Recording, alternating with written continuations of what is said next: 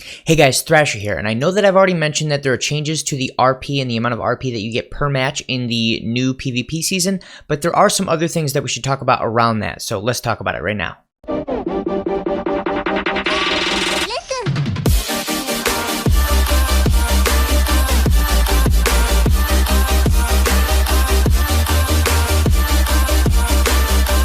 Okay, so first up, before we talk about the PvP season and RP and anything related to that, I do want to mention it is the 30-year anniversary of Dragon Ball Z, so congratulations to Dragon Ball Z, one of my favorite franchises of all time. Obviously, that's why I'm playing the game. And now let's talk about the way this is going to work in PvP. So our 2x RP PvP week has been underway for a couple days now.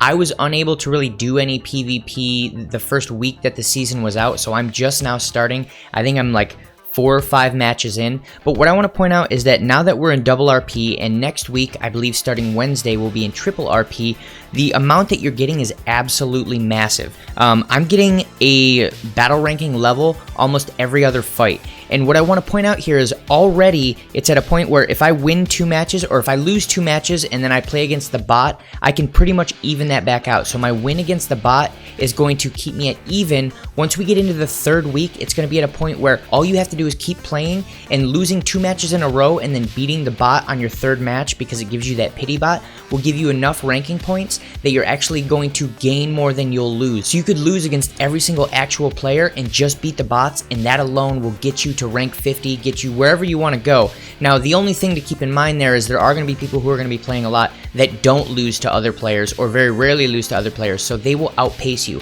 But if you're someone who's never tried for rank 50 or tried for top 10,000, this is finally your chance.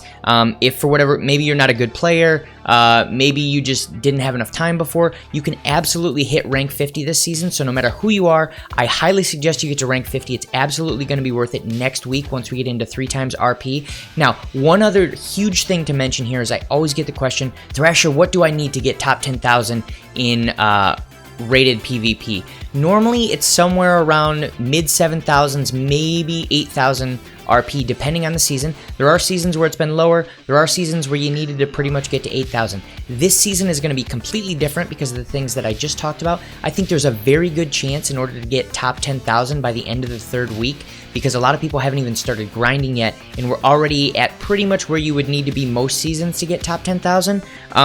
It's very possible you need 10,000 plus rating points to get top 10,000. So if you're not quite sure if you're there yet, you almost definitely are not there yet. And if you have the time for it and it's something that you really want to go for, I do recommend trying to get to 10,000 RP. It's, like I said, something that you absolutely can get to if you're willing to put the time in.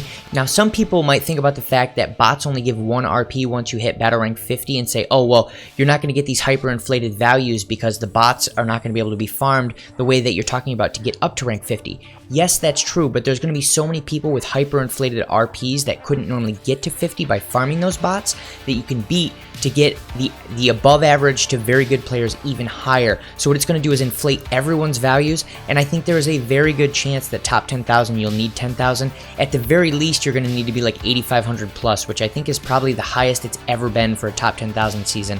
So keep that in mind. Make sure that you're doing PvP this season. At least get to BR 50 if you've got the time for it, because if you've never done it before and you don't think you're a skilled enough player to get there, now is your chance. So let me know if you plan on going for BR 50 or if you plan on going for top 10,000 this season, because I'm interested to see how many people are really into PvP that watch this channel.